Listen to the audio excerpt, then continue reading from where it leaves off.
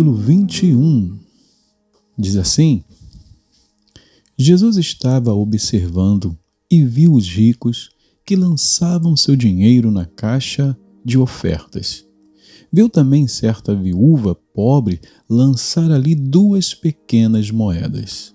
Então Jesus disse: em verdade lhes digo que esta viúva pobre deu mais do que todos, porque todos esses deram como oferta daquilo que lhes sobrava. Esta, porém, da sua pobreza, deu tudo o que possuía, todo o seu sustento. Alguns falavam a respeito do templo, como estava ornado de belas pedras e de dádivas. Então Jesus disse: vocês estão vendo estas coisas? Virão dias em que não ficará pedra sobre pedra que não seja derrubada.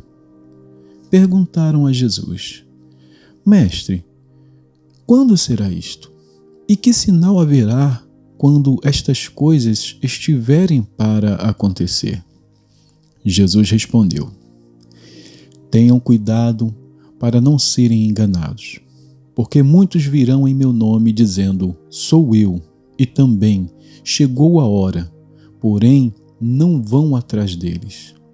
Quando vocês ouvirem falar de guerras e revoluções, não fiquem assustados, pois é necessário que primeiro aconteça estas coisas, mas o fim não será logo.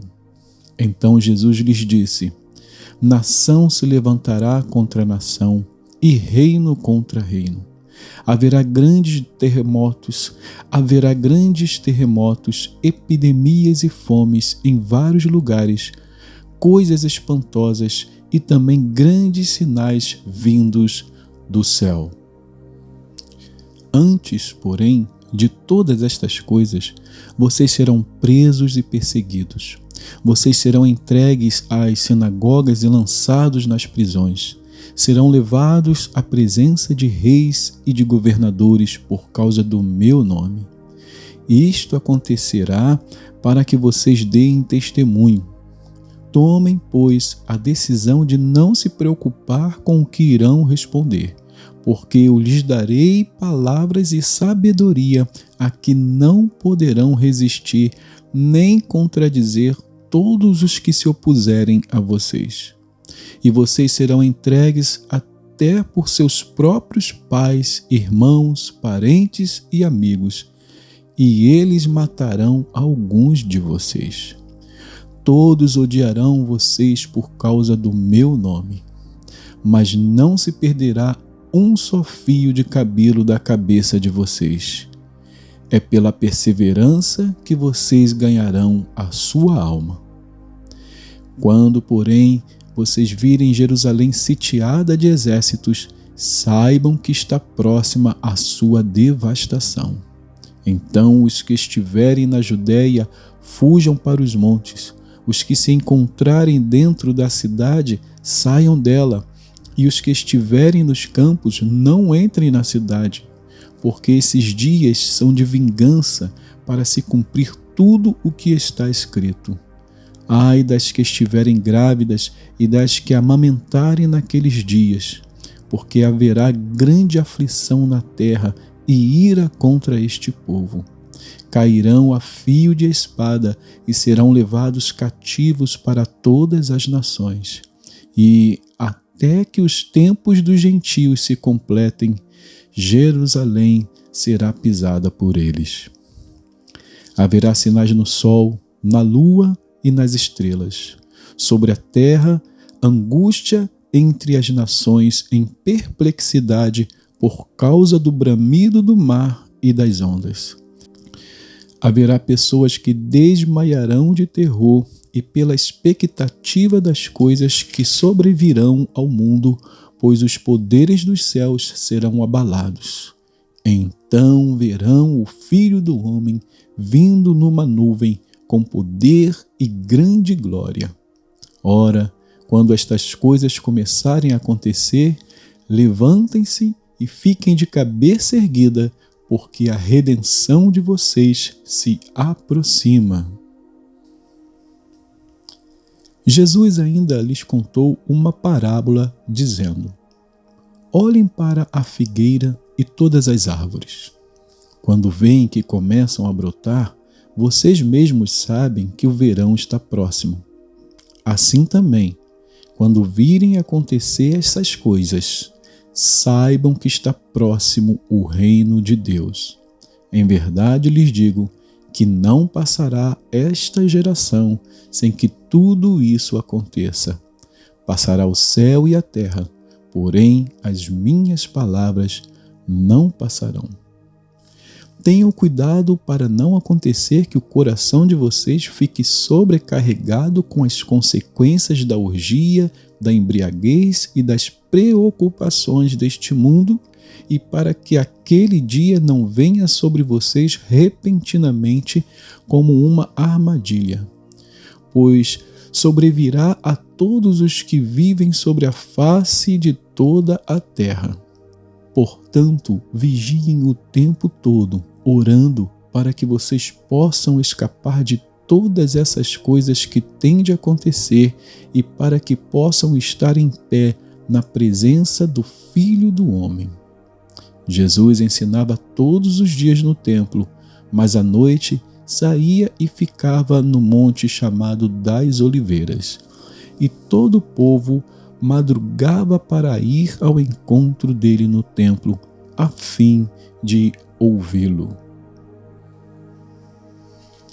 Vamos então para mais um novo livro. Nós vamos para a primeira carta de Paulo a Timóteo. 1 Timóteo, capítulo 1. Diz assim: Paulo, apóstolo de Cristo Jesus, por ordem de Deus, nosso Salvador, e de Cristo Jesus, nossa esperança, a Timóteo, verdadeiro filho na fé. Que a graça, a misericórdia e a paz da parte de Deus Pai e de Cristo Jesus, nosso Senhor, esteja com você. Quando eu estava de viagem rumo à Macedônia, pedi a você que ainda permanecesse em Éfeso para admoestar certas pessoas a fim de que não ensinem outra doutrina, nem se ocupem com fábulas e genealogias sem fim. Essas coisas mais promovem discussões do que o serviço de Deus na fé. O objetivo desta admoestação é o amor que procede de um coração puro, de uma boa consciência e de uma fé sem hipocrisia. Algumas pessoas se desviaram destas coisas e se perderam em discussões inúteis, pretendendo passar por mestres da lei, não compreendendo, porém, nem o que dizem, nem os assuntos sobre os quais falam com tanta ousadia. Sabemos que a lei é boa se alguém se utiliza dela de modo legítimo, tendo em vista que não se promulga a lei para quem é justo, mas para os transgressores e rebeldes, para os ímpios e pecadores, para os iníquos e profanos, para os que matam o pai ou a mãe, para os homicidas, para os que praticam a imoralidade, para os que se entregam a práticas homossexuais, para os sequestradores, para os mentirosos, para os que fazem juramento falso e para tudo o que se opõe à sã doutrina, segundo o evangelho da glória do Deus bendito, do qual fui encarregado.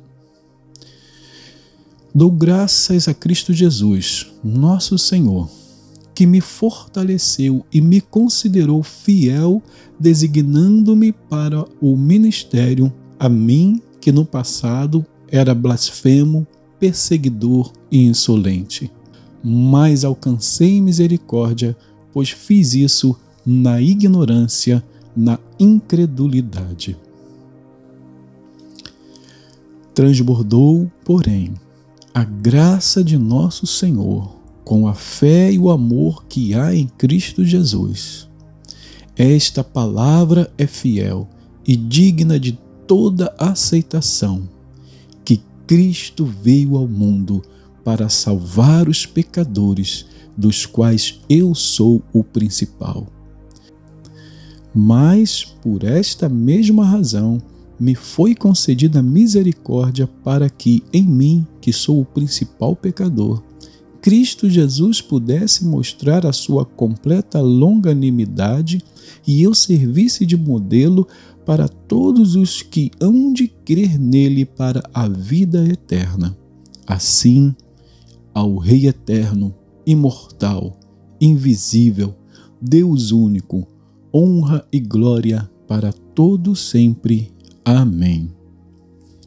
Esta é a admoestação que faço a você, meu filho Timóteo, segundo as profecias que anteriormente foram feitas a respeito de você, que, firmado nelas, você combata o bom combate, mantendo a fé e a boa consciência, porque alguns, tendo rejeitado a boa consciência, vieram a naufragar na fé. Entre esses estão Emineu e Alexandre, os quais entreguei a Satanás para serem castigados, a fim de que aprendam a não blasfemar. Capítulo 2. Antes de tudo, peço que se façam súplicas, orações, intercessões e ações de graças em favor de todas as pessoas. Orem em favor dos reis e de todos os que exercem autoridade, para que vivamos vida mansa e tranquila, com toda piedade e respeito. Isto é bom e aceitável diante de Deus, nosso Salvador, que deseja que todos sejam salvos e cheguem ao pleno conhecimento da verdade. Porque há um só Deus e um só mediador entre Deus e a humanidade, Cristo Jesus, homem, que deu a si mesmo em resgate por todos, testemunho que se deve dar em tempos oportunos. Para isto, fui designado pregador e apóstolo. Afirmo a verdade, não minto, mestre dos gentios na fé e na verdade. Quero, pois, que os homens orem em todos os lugares, levantando as mãos santas, sem ira e sem animosidade. Da mesma forma que as mulheres, em traje decente, se enfeitem com modéstia e bom senso, não com tranças no cabelo, ouro, pérolas ou roupas caras, porém com boas obras, como convém às mulheres que professam ser piedosas. A mulher aprenda em silêncio com toda a submissão. Eu não permito que a mulher ensine, nem que exerça autoridade sobre o homem. Esteja, porém, em silêncio. Porque primeiro foi formado Adão, depois Eva. E Adão não foi iludido, mas a mulher, sendo enganada, caiu em transgressão. Mas ela será salva, tendo filhos, se permanecer em fé, amor e santificação com bom senso. E que Deus abençoe a porção da sua palavra.